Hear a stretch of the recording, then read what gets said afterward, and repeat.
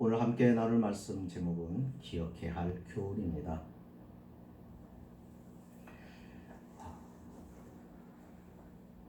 우리가 살아가면서 기억해야 할 여러 가지가 있지만 특별히 우리의 인생의 전반에 있어서 우리가 중심처럼 우리가 늘 기억하고 살아가야 할 것들이 있죠.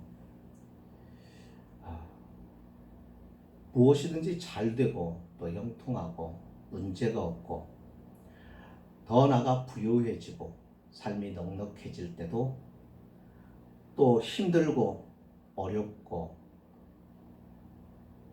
사는 것이 죽는 것만큼 고통스러운 그런 순간에도 우리가 꼭 기억하고 그 상황들을 이겨내야 될 그런 교훈이 있습니다.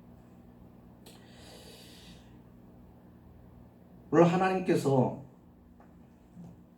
바로라고 하는 애굽의 왕을 향하여 말씀하시는 내용을 우리가 함께 나누고, 여기서 우리가 바로에게 주신 말씀, 또 바로와 그의 백성들에게 주신 말씀, 그것을 오늘 우리도 기억하고 살아가야 할 하나님의 교훈의 말씀인 줄로 알고 우리도 이 말씀 앞에 설 수 있었으면 좋겠습니다.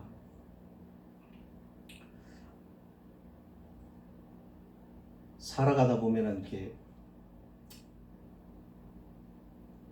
잘 되면 그냥 내가 잘해서 된 것처럼 여겨질 때가 있습니다. 오늘 본문의 바로가 어쩌면 그런 사람인 것 같습니다. 바로는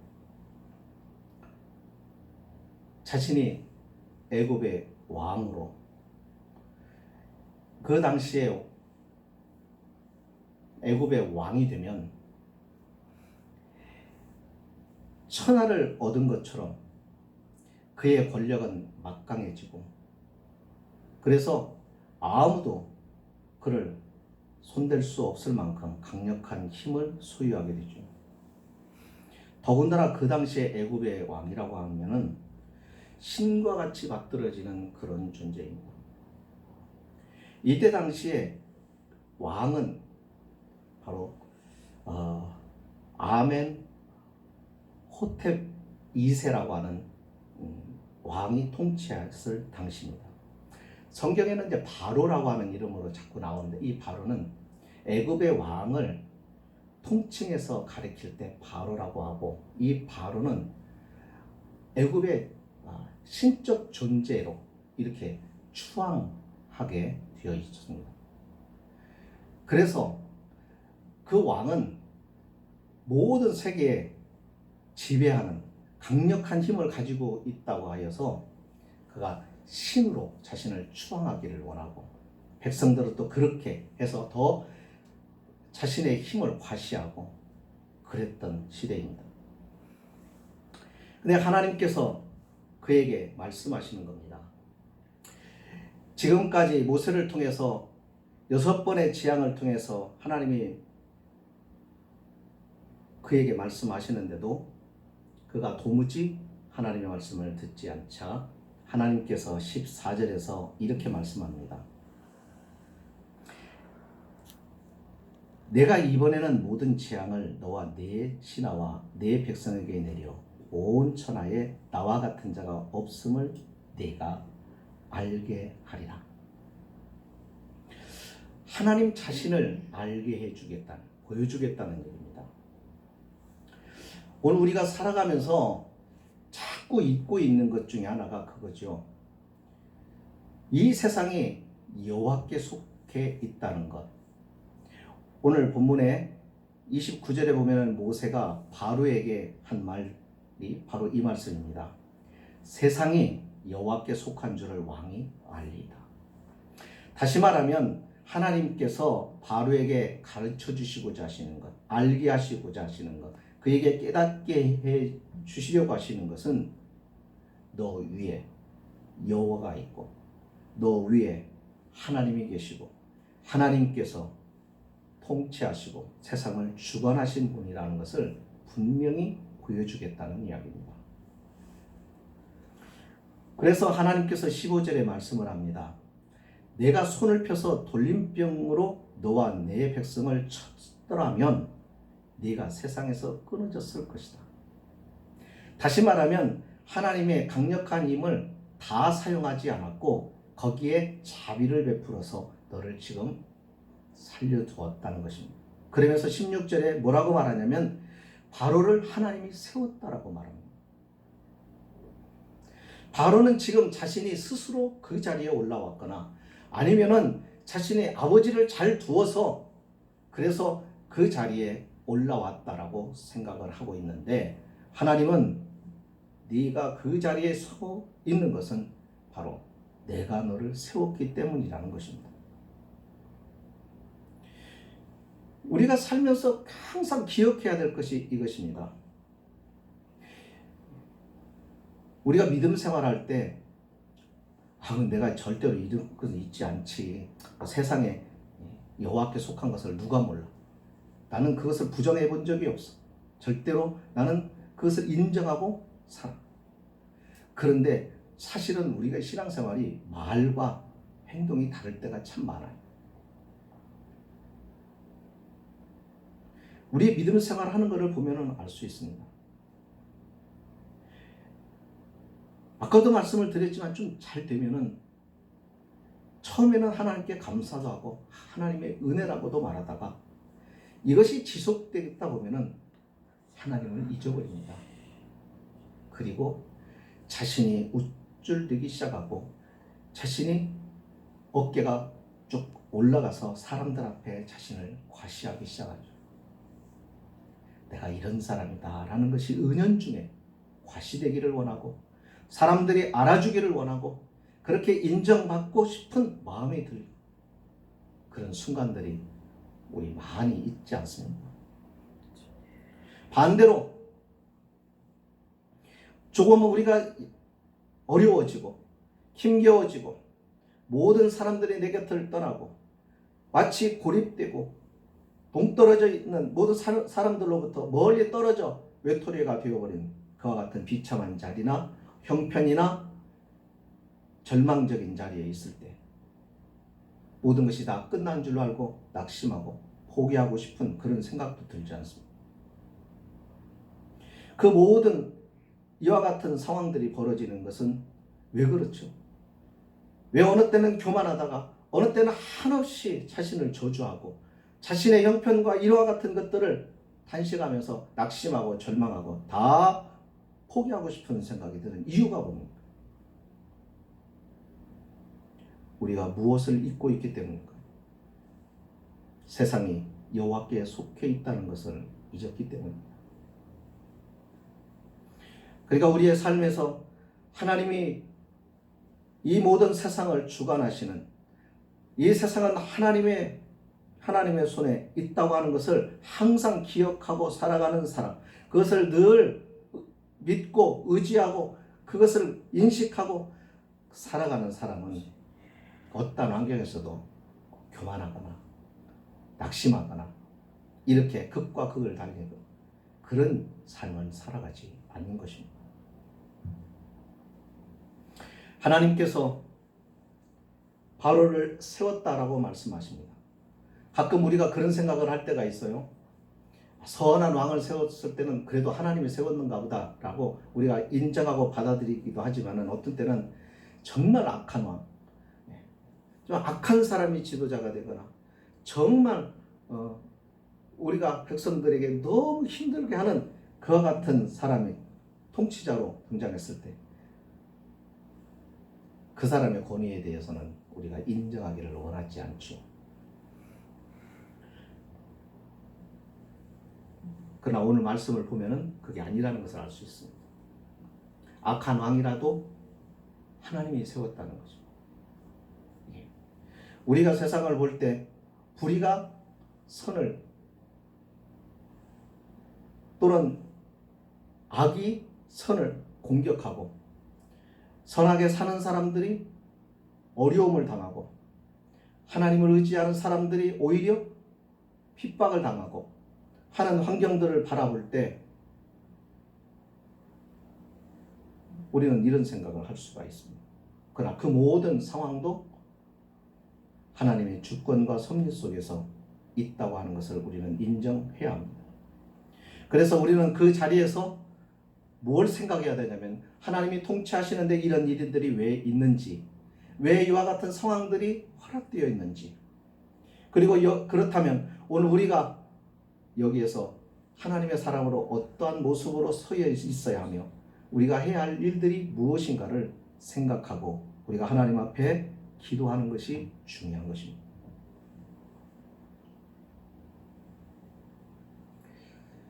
사실 하나님은 우리의 하나님만은 아닙니다. 믿는 자뿐만 아니라 믿지 않는 자, 그리고 모든 피조물의 주인이 하나님이십니다. 많은 사람들이 착각을 합니다. 하나님은 기독교인의 하나님이라고 착각을 합니다.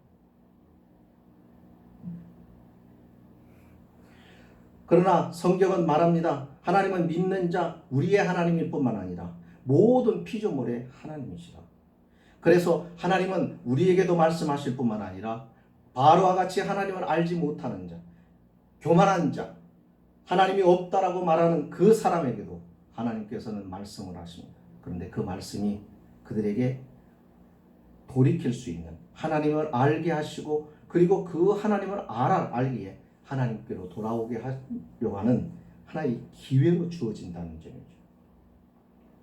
하나님께서 16절에 내가 너를 세웠음은 그 이유를 말씀을 합니다. 나의 능력을 내게 보이고 그리고 내 이름이 온 천하에 전파되게 하려는 것이다 라고 말씀합니다. 그러니까 악한 왕을 통해서도 하나님은 일하십니다. 그분의 능력으로 하나님 드러내시고 그분의 이름이 온 천하에 전파되도록 하십니다. 그러니까 사실은 환경이 중요한 것은 아닌 것 같아요. 좋은 환경에서 복음이 확산되기보다는 오히려 어렵고 힘겨운 상황에서 하나님의 거룩하심과 그의 능력이 더 나타나는 것 같습니다. 예루살렘 교회에 핍박이 왔을 때 그 예루살렘 교회 핍박으로 인하여서 성도들이 흩어지게 되었고 흩어진 성도들이 그 지역에서 복음을 전하면서 그 복음을 통하여 교회들이 이방 나라에 세워집니다. 우리가 조금 더 넓혀서 하나님의 시각에서 바라볼 필요가 있지 않나 하는 생각을 해보는 거죠. 뿐만이 아닙니다. 우리가 살아가면서 또 기억해야 할 것이 있다고 한다면 그것은 하나님을 두려워할 줄 아는 것입니다. 두려움이 있다는 것, 어떤 의미에서는 이것도 복이 될 수 있겠다는 생각을 해봅니다. 만약에 두려움이 없다고 한다면 두려움이 없는 사람, 전혀 두려움을 갖지 않는 사람이 있다고 한다면 아마 그는 교만하지 않을까요? 겸손할 수 있겠습니까? 두려움이 있기 때문에 우리는 두려움 때문에 겸손해지지 않아요.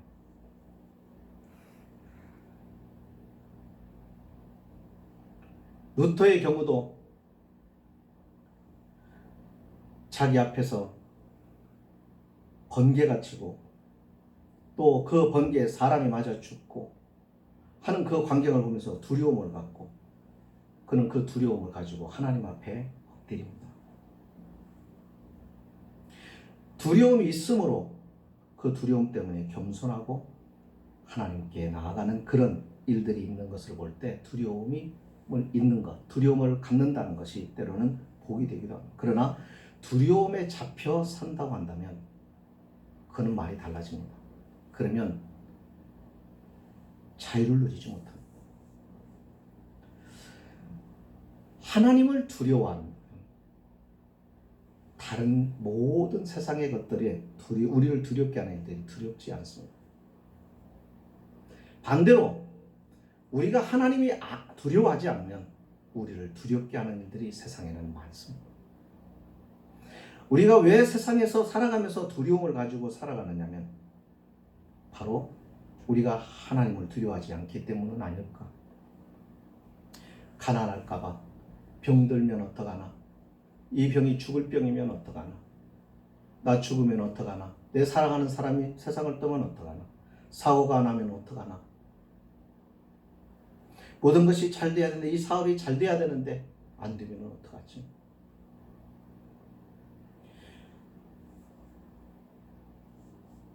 하나님을 두려워하지 않기 때문에 오히려 다른 세상의 것들로 우리의 마음이 두려움으로 가득 차지는 않는 것일까?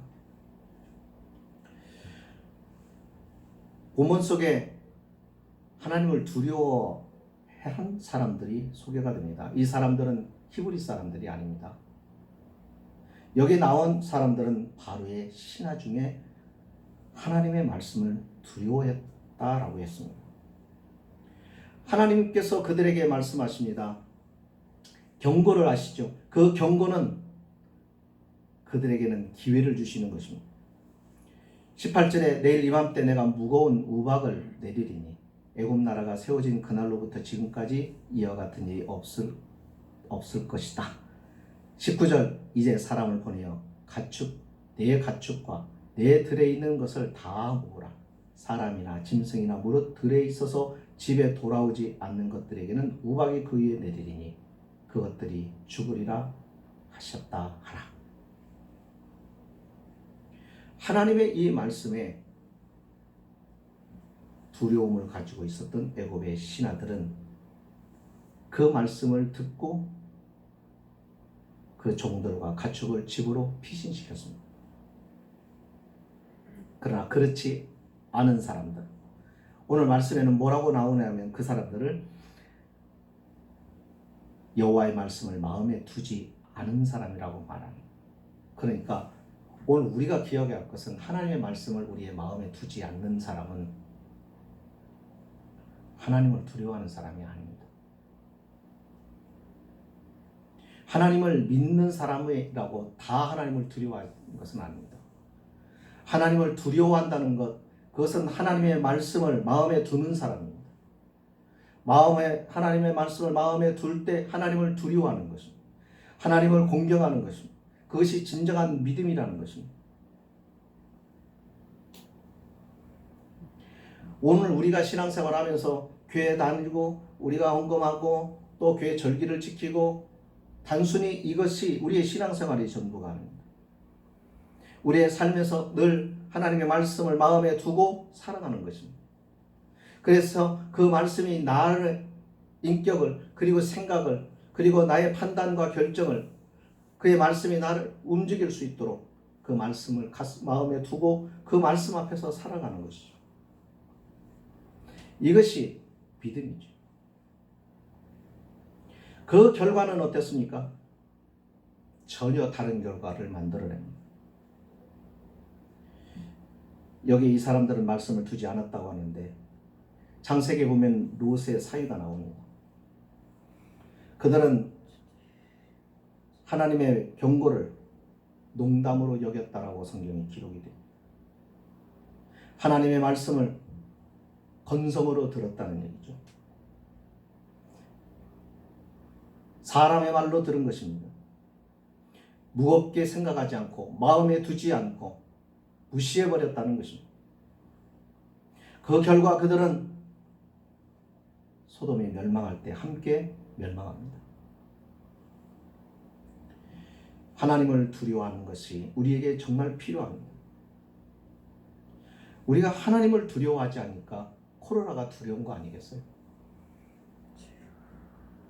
우리가 하나님을 두려워하지 않으니까 세상 사람들의 비난이 두려운 거 아닐까요? 그 사람들의 말에 의하면 어떠면 교회를 위해서다. 내가 가서 이와 같이 문제가 생기면 교회가 폐쇄가 되고 이런 생각들을 합니다. 왜 그런 걱정을 하는 걸까? 교회 가서 코로나를 옮긴다. 거기서 코로나가 옮겨져 왔다. 그러면 교회가 이슈가 되고 그러면 오히려 전도의 문도 막히지 않겠습니까? 예, 어차피 전도는 힘듭니다. 복음을 전하는 거 힘듭니다. 부닥치는 일들이 많아요. 그러나 그것보다 더 중요한 것은 우리가 하나님의 말씀을 지키고 살아가려고 하는 것. 말씀을 마음에 두고 살아가는 거예요. 하나님께서는 그런 거 염려하지 말고 오늘 우리의 신앙이나 잘 지키라는 것입니다. 그것은 하나님이 하실 일이고, 언제나 하나님의 말씀은 사람들에게 도전을 받아왔습니다. 공격을 받아왔습니다. 성경 말씀도 많은 핍박을 받아왔습니다. 하나님은 누구에게나 말씀합니다. 우리에게뿐만 아니라 믿지 않는 자들에게도 말씀합니다. 그러나 그들이 못 들을 뿐이고 그들이 못 깨달을 뿐입니다. 하나님은 그들에게도 여전히 지금도 말씀하고 계십니다. 그런데 중요한 것은 그 말씀을 귀를 열어 두려움으로 듣는 사람이 있는가 하면 마음에조차 두지 않는 사람들이 있어요. 그래서 그 말씀에 전혀 다른 결과를 만들어내는 것입니다. 하나님의 말씀을 양날의 검과 같다는 말을 합니다. 그 말은 말씀이 한 날은 정의, 심판이고 다른 날은 사랑과 치유의 날입니다. 그러니까 그 말씀에 대하여 어떠한 태도와 어떠한 모습으로 받아들이고 그 말씀 앞에 어떤 삶을 취하느냐에 따라서 그 말씀이 때로는 심판이 되기도 하고 그 말씀이 나를 위로하고 고치고 새롭게 하는 말씀이 되기도 하는 것입니다.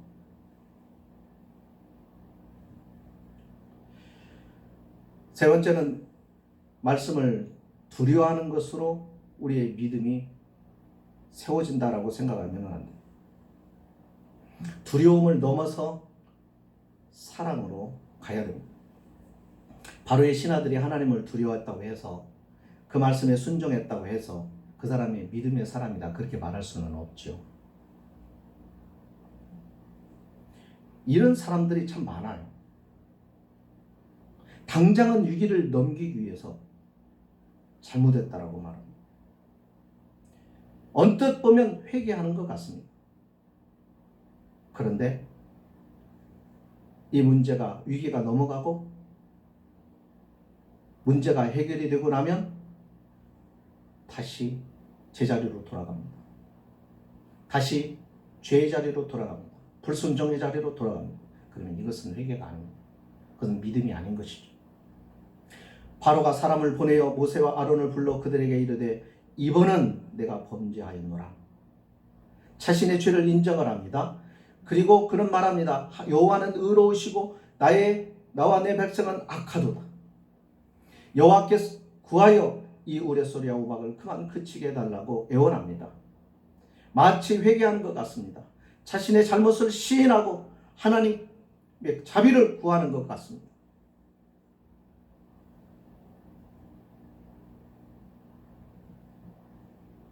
그런데 그게 아니라는 것이죠.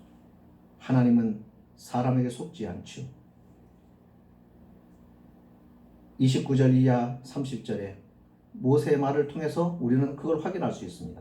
거기에 뭐라고 나옵니까? 세상이 여호와께 속한 줄을 왕이 알 것입니다.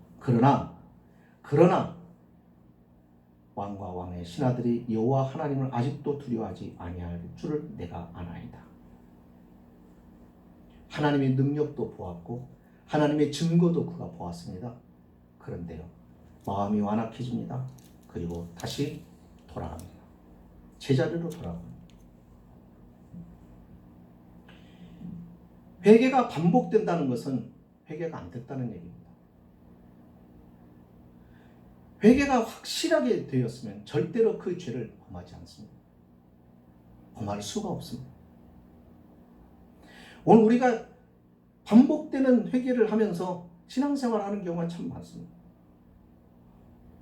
그러다 보니까 우리의 영적으로 우리가 성장하지를 못해요. 이런 그리스도인들이 참 많습니다. 죄의 문제를 심각하게 받아들이지 않습니다.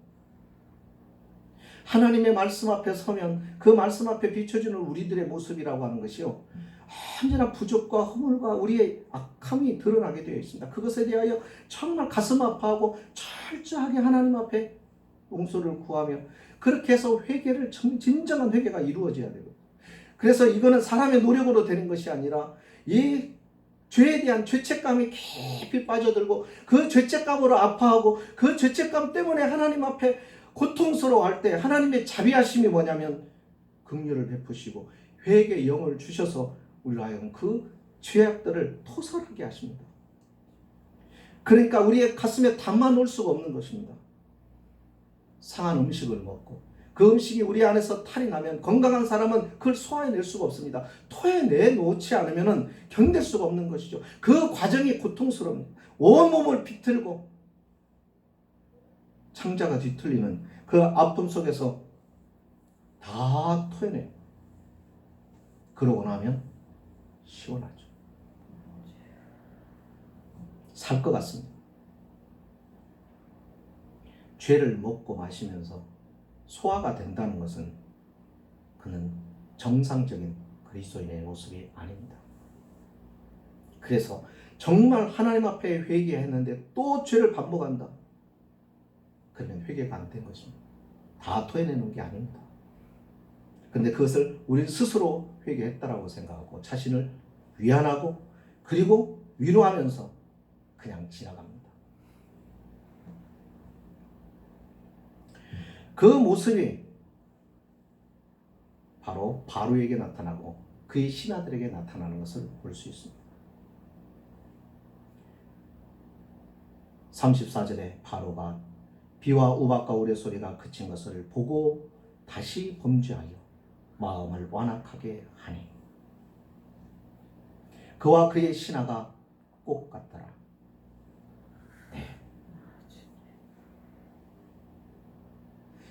오늘 우리가 믿음 생활하면서 살아가는 삶에 보면은 참 이 모습들을 우리가 계속 반복하면서 살아가는 경우가 너무 많아요.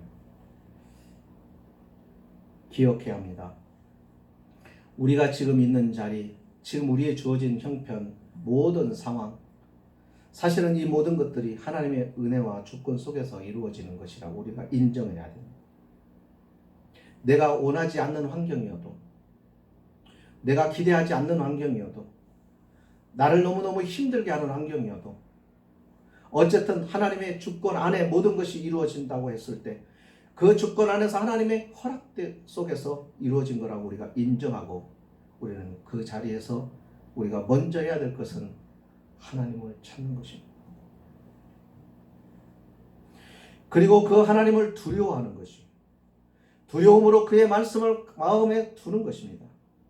그리고 그 말씀을 마음에 두고 말씀 앞에서 살아가는 것입니다. 우리는 늘 그것을 기억해야 합니다. 그럴 때 우리는 지금의 우리의 형편이 아무리 힘들어도 우리는 낙심을 않게 됩니다. 거기에서 우리는 하나님에 대한 기대를 바라보고 다시 우리는 그 하나님을 향하여 기도하며 하나님을 주신 새로운 꿈을 꾸게 되죠. 이것이 성도의 모습입니다. 우리가 아무리 잘되고 모든 것이 잘 나가도 교만하지 않습니다. 왜냐하면 하나님께서 허락하신 일이라고 우리가 믿기에 그분 앞에 감사하고 그분 앞에 찬양을 올려드리고 그리고 더욱 그분 앞에 겸손하고 그분이 주신 것이니까 그분을 향하여 감사하며 영광 돌리는 것이 성도의 모습입니다. 그러니까 어떠한 환경이 주어졌다고 해서 그 환경에 왔다 갔다 마음이 흔들려서는 안 되는 것이고 그 자리에서 언제나 성도로서 하나님 앞에서 믿음의 중심을 지키고 지나가면 두려운 환경이 두려움이 아니라 거기에서도 우리는 믿음의 아름다운 소망을 갖게 되는 것이고 어떠한 상황에서도 우리가 교만하지 않게 되는 것이고 그래서 하나님 앞에 중심을 지켜갈 수 있는 것이라고 봅니다. 오늘 저와 여러분의 삶 참 힘들고 어려운 시대를 살아갑니다. 믿음 생활도 힘들지만 사역도 참 힘들고 전도하기도 힘들고 전도 정말 힘들더라고요. 성도들한테도 이렇게 기도하고 나올 수 있겠다고 하는 분들한테 전화를 해보면 다 하는 얘기가 그거 코로나가 지나서요.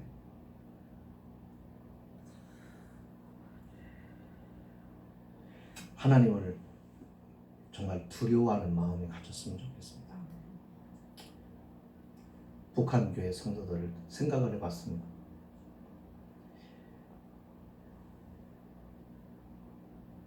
교회 모습은 안 보이고 성도를 찾아보기 힘들지만 그러나 분명히 그 안에 성도들이 있는데 그 성도들은 100%가 진짜 성도입니다. 우리는 교회도 많고 우리는 성도도 많습니다만 하나님이 보실 때 진짜 성도는 몇 프로나 될까? 그들은 생명을 담보로 믿음 생활을 하는데 우리는 사람의 비난이 무서워, 사람의 조롱이 무섭고 손가락질이 두렵고 직장을 잃을 것이 두려워서 우리는 하나님 앞에 예배하는 것에 대하여 하나님의 말씀대로 살아가는 것에 대하여 우리는 쉽게 포기해버리는 것은 아니에요. 하나님의 교회는 끝까지 남을 것입니다. 진실된 교회는 어떠한 핍박 속에서도 끝까지 살아남을 것입니다. 하나님의 교회는 음부의 권세가 이기지 못한다고 하였습니다. 그렇다고 한다면 진정한 교회, 진정한 성도가 되어서 어떠한 환경에서 우리의 믿음이 지켜지고 하나님을 두려움으로 섬기는 신실한 하나님의 사람으로 서야 하지 않을까요? 하나님이 세상을 주관하고 계심을 우리가 알기에 우리는 죽어도 하나님을 떠나 살 수 없는 존재임을 기억하고 끝까지 믿음을 지켜내는 거룩한 하나님의 성도가 되어 살아갈 수 있기를 주의 이름으로 축복합니다.